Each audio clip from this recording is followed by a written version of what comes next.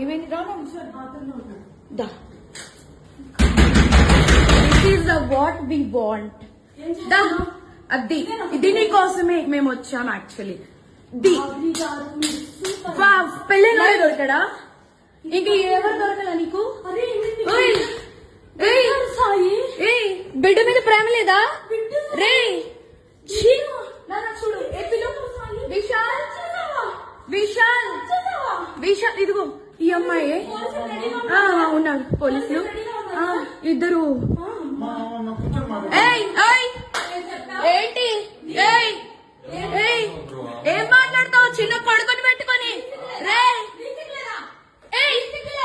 దాన్ని చొప్పు తీసుకొని పట్టు దాన్ని చొప్పు విశాల్ రా అదిగో ఇద్దరు తగ్గించుకుంటున్నారు ఇదిగో ఇదిగో ఇదే అది ఈ ముండా ఇదిగో ఇడు ఇదిగో ఈ కొడుకుని వదిలేసి చెప్తున్నాడు ఏంట్రా అది దీనికోసం రా వచ్చింది రే 10 మంది వెళ్తుంది రా అది ఏంట్రా ఇదిగో ఈడ అసిస్టెంట్ ఈయన అసిస్టెంట్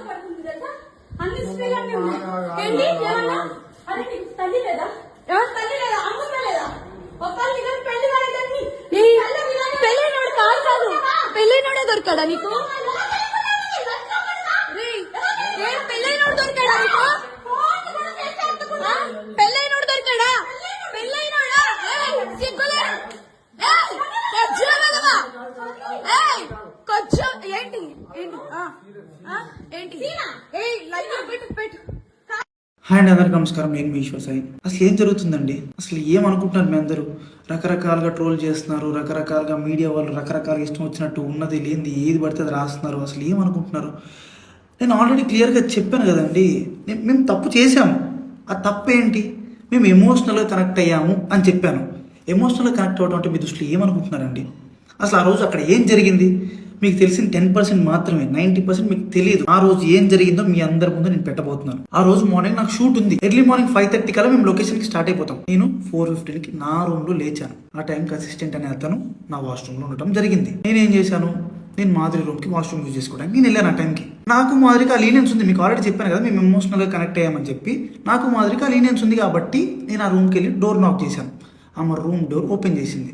ఆమె రూమ్ డోర్ ఓపెన్ చేసి నేను డైరెక్ట్గా వాష్రూమ్కి వెళ్ళిపోయాను. ఆమె క్యాజువల్గా ఆమె రూమ్ డోర్ లాక్ కూడా చేయలేదు, రూమ్ డోర్ ఓపెన్లోనే ఉంది. ఆమె క్యాజువల్గా బెడ్ మీద కూర్చొని ఫోన్ యూజ్ చేస్తుంది. అదే టైంకి మా వైఫ్ వాళ్ళకి ఎవరో రాంగ్ గైడెన్స్ ఇచ్చారు, ఎవరో అనుమానాస్పదంగా ఏదో చెప్పారు. ఆ టైంకి సేమ్ రూమ్కి వచ్చింది, రూమ్ డోర్ ఓపెన్లోనే ఉంది. ఆ సిచ్యువేషన్లో మా వైఫ్ ఆవేశం వల్ల ఆమెకి ఇష్టం వచ్చింది చేసింది. అక్కడ ఆ సిచ్యువేషన్లో ఆమె ఇష్టం వచ్చింది చేస్తుందని చెప్పి నేను మాట్లాడే సిచ్యువేషన్లో కూడా లేను. ఆమె నేను ఏం మాట్లాడినా సరే ఆమె నాకు రివర్స్ అయిపోతుంది.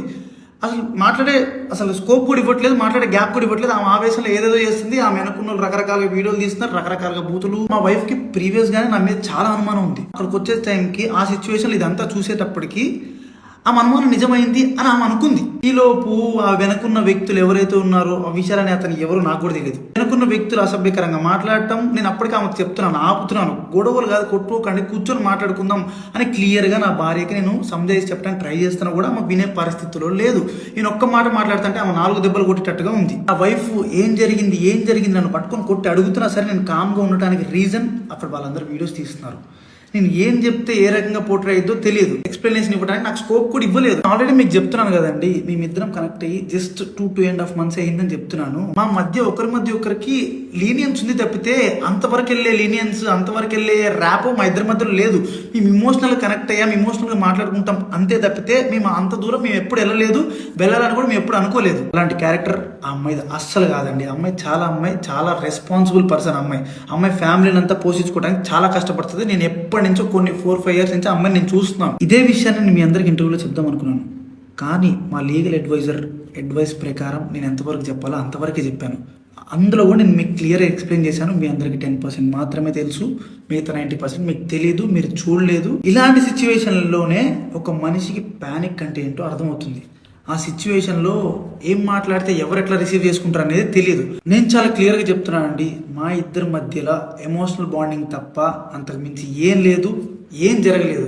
నేను ఒక ఇల్లీగల్ రిలేషన్షిప్ అని దేనికని చెప్తున్నాను అంటే, ఒక పెళ్ళైన అబ్బాయి ఒక అమ్మాయితో ఎమోషనల్ కనెక్ట్ అవ్వటం అనేది కూడా ఇల్లీగల్ రిలేషన్షిప్ అనే పేరు, అక్రమ సంబంధం అనే పేరుతో నాకున్న సిచ్యువేషన్లో నాకు ఆ పదాలు తప్పితే నాకు వేరే ఏం రాలేదు నా ఉన్న డిప్రెషన్కి. అమ్మ మాదిరి, నీకు నా తరపు నుంచి, నా భార్య తరపు నుంచి, నా భార్య వెనుకున్న వాళ్ళ తరపు నుంచి నీకు క్షమాపణ కోరుకుంటున్నాను. నీకు సారీ, ప్లీజ్ అర్థం చేసుకో ప్లీజ్. వాళ్ళకి ఏం తెలియకుండా వాళ్ళ నోటికి వచ్చినట్టు మాట్లాడినందుకు, వాళ్ళు వీడియో అప్లోడ్ చేసినందుకు, నీ మీద చేసుకున్నందుకు నేనైతే సారీ చెప్తున్నాను. Sorry sorry sorry sorry sorry. మీకు జరిగిన నష్టానికి మీరు ఏ శిక్ష చేసినా నేను అనుభవించడానికి రెడీగా ఉన్నాను. సో ఇంకా మీడియా పీపుల్ అందరికీ అండ్ మేమర్స్కి, ఇన్ఫ్లుయెన్సర్స్కి, ఇన్స్టా వాడుతున్న ఎవరెవరో కూడా రియాక్ట్ అయిన వాళ్ళందరికీ ఇంతటితో ఆపేయండి ప్లీజ్. మా లైఫ్ చాలా డిస్టర్బెన్స్ అయిపోయింది మీ వలన. ప్లీజ్ ఇంతటితో ఆపేయండి. పదే పదే చెప్తున్నా, మేము చేసిన తప్పు ఎమోషనల్గా కనెక్ట్ అవ్వటం. ఆ ఒక్కటి తప్పు వల్లనే మీరు రకరకాలుగా పోర్ట్రే చేశారు, రకరకాలుగా జనాల్లో కన్వే చేసేసారు. ఇంతటితో ఆపేయండి ప్లీజ్.